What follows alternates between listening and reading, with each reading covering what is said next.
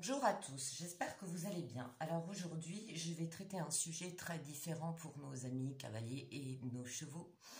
Alors c'est une première parce qu'on m'a donné un trépied, donc là vous avez une vue aérienne de ma table avec le matériel. Donc aujourd'hui nous allons parler du sujet du problème de la pourriture des fourchettes du sabot du cheval. Actuellement, comme il pleut beaucoup, j'ai beaucoup d'amis cavaliers qui me disent voilà, j'ai des problèmes, j'ai mes chevaux prêts et quand je leur cure les pieds, les lacunes de la fourchette sont complètement noires, ça sent très mauvais en fait, c'est véritablement une pourriture de la corne.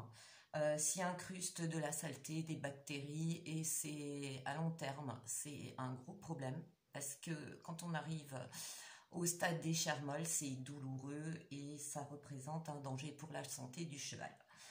Alors, je n'avais pas trop ce problème avec mon cheval, mais ça m'est arrivé une ou deux fois avec.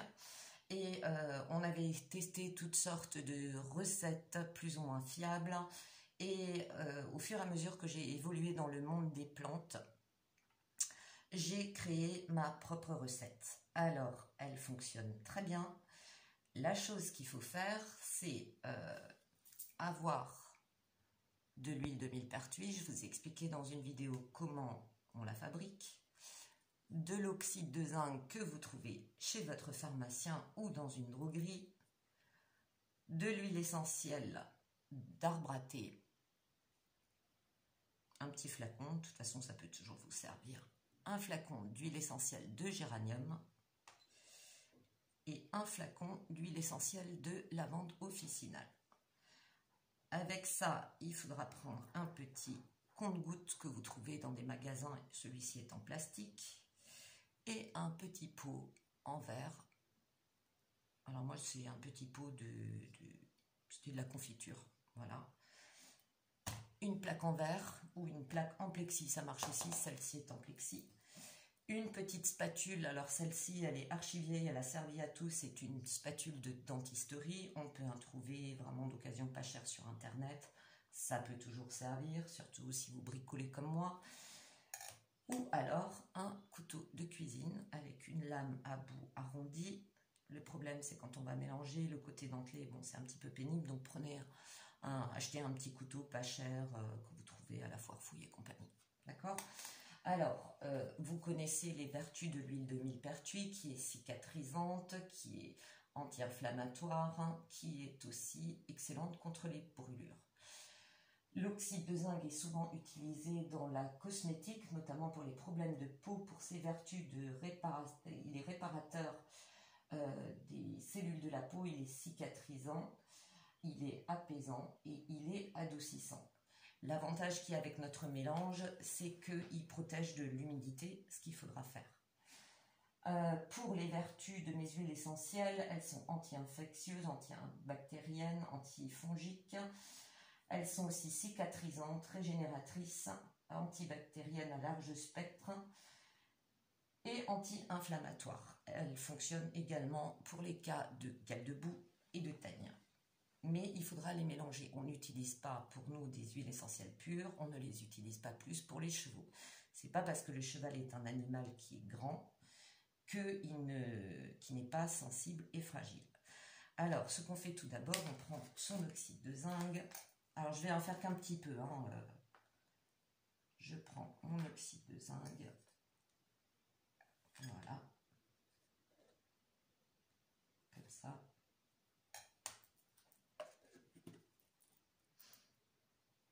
Je prends mon huile.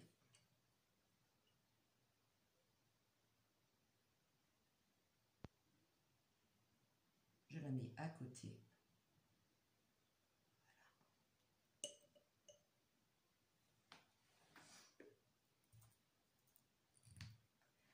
Et je vais mettre une goutte de chaque. Alors au début, vous n'en mettez pas beaucoup. D'accord ? Il faut que je fasse attention de ne pas trop en mettre.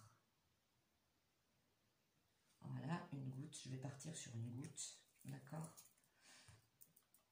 On va mettre une goutte de chaque. Il faut que je fasse attention. Alors faites attention d'abord parce que Il y a des flacons, ça goûte très très vite, d'autres très doucement. Et la dernière. Alors ça sent assez fort.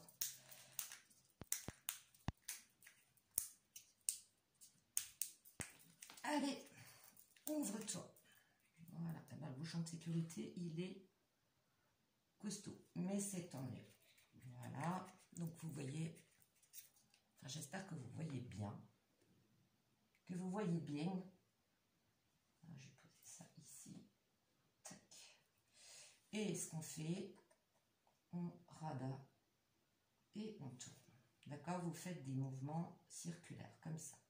Il faut bien l'écraser parce que l'oxyde de zinc est un petit peu granuleux. Vous rabattez vers le centre. Je suis en train de regarder mon écran en même temps, je vais en foutre partout. Vous voyez, et vous écrasez en faisant des petits ronds. Vous rabattez vers le centre, sinon vous allez tout étaler partout. Alors au début, vous voyez, c'est très très liquide et c'est pas le but.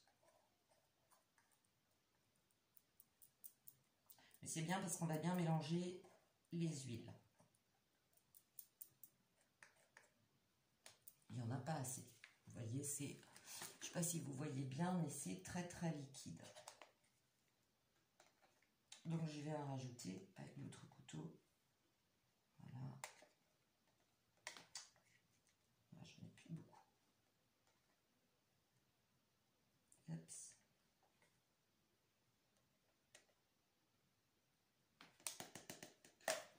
Voilà.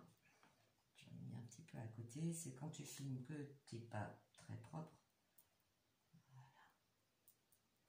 Vous voyez là, c'est beaucoup plus... Vous écrasez bien comme ça. Alors là, c'est un petit peu trop dur. Donc, qu'est-ce qu'on va faire? On va rajouter. On rajoute pas d'huile essentielle. Par contre, on rajoute de l'huile de millepertuis. Et donc,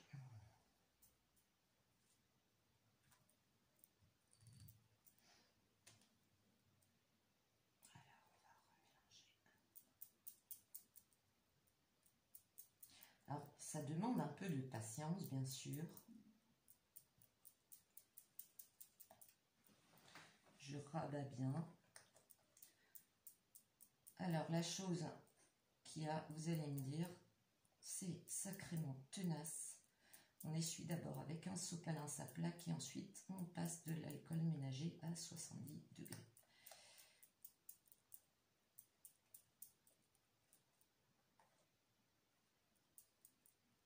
Et vous en rajoutez au fur et à mesure. Il ne faut pas qu'elle soit trop liquide, sinon elle va être un petit peu pénible.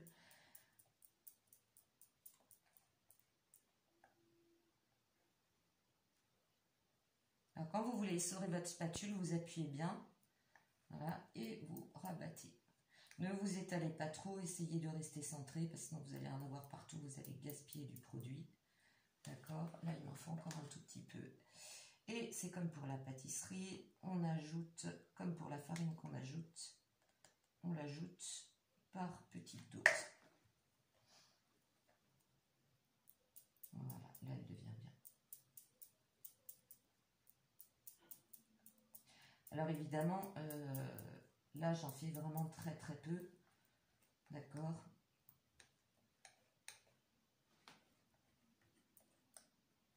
J'en fais vraiment qu'un tout petit peu, c'est pour vous montrer. Alors ce que vous faites, vous aplatissez et vous voyez là ça commence à devenir épais. D'accord? On ne va pas plus loin, je vous explique pourquoi, parce qu'elle va avoir tendance un petit peu à durcir, ce qui est normal, et si ça vous arrive dans votre petit pot, il suffit d'en ressortir et de la remélanger avec de l'huile de millepertuis.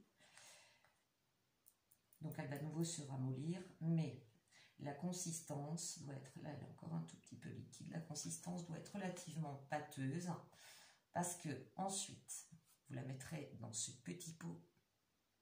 D'accord? Donc vous ouvrez, vous ramassez avec la spatule, vous mettez à l'intérieur, vous fermez. Ce qu'il faudra faire après, c'est curer les pieds de votre cheval, mais ne creusez pas trop les lacunes, parce que sinon vous risquez de lui faire mal. Vous creusez un tout petit peu délicatement, mais vraiment doucement avec un cure-pied arrondi et pas pointu. Il y en a beaucoup trop qui sont très pointus. Vous nettoyez avec de la bétadine et de l'eau à la brosse douce les sabots de votre cheval pour déjà nettoyer, désinfecter. Vous séchez avec une vieille serviette les sabots. Vous prenez votre cheval avec un licol, vous l'attachez de manière à ce qu'il soit sur une surface en pierre ou en béton, de préférence par temps sec, ou vous le mettez devant le box ou dans un abri, peu importe.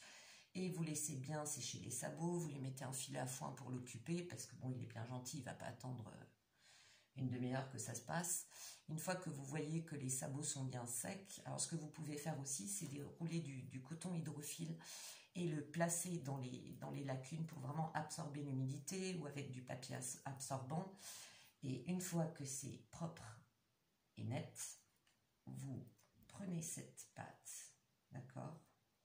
Vous l'étalez avec la spatule, pas avec le pinceau. J'ai essayé, c'est pas top. Vous vous faites aider de quelqu'un si besoin et vous le placez bien dans les lacunes de la fourchette, d'accord ? Vous l'étalez bien. Vous pouvez déborder un peu sur les côtés de la lacune. Vous laissez sécher. Bon, ça fixe assez vite. Et ce que vous pouvez faire après, ça dépend de votre cheval. Vous pouvez très bien, une fois que ça a séché, vous voyez là sur les bords, ça devient déjà un petit peu plus dur. Vous pouvez ajouter par-dessus du goudron de pin ou du goudron de Norvège sur toute la surface de la saule, ou vous pouvez mettre un peu de graisse spéciale pour sabots. Voilà. On a testé sur une ponette, ma petite ponzette, avec mon ami Caro. Et en fait, une fois que ça a bien pris, ce qui est fantastique, c'est que ce soit au box, en balade, ou même dans un manège où il y a du sable, et on sait tous que le sable est abrasif, ça ne bouge pas. Ça reste en place. Petit à petit, évidemment, ça va s'enlever, donc vous renettoyez correctement, vous y allez toujours doucement avec le cure-pied, vous regardez, quitte à brosser, et si besoin, vous en remettez et vous reprotégez le sabot. Mais nous, on avait constaté, parce que Ponzette, elle avait quand même tendance à avoir une fourchette sensible et vite abîmée. Ça, en fait, je crois qu'on l'a fait 2 fois en une semaine, c'est-à-dire le lundi et fin de semaine, et son sabot était devenu impeccable. Pourquoi je propose ça? Parce que c'est parfois un fléau selon les saisons, selon les endroits, selon les sabots des chevaux, et que c'était vraiment la recette la plus efficace qu'on avait trouvée, et c'est celle qui tient le mieux, parce que malheureusement, dans les produits inventés, certains ne tiennent pas longtemps, donc il faut tout le temps recommencer, et celle-là, elle est vraiment pratique. Donc voilà. Alors, comme c'est une première, j'espère que vous avez vu ce que j'ai fait, parce que là, mon portable, il est sur un perchoir, et si vous avez des questions, n'hésitez pas. Voilà, à très bientôt.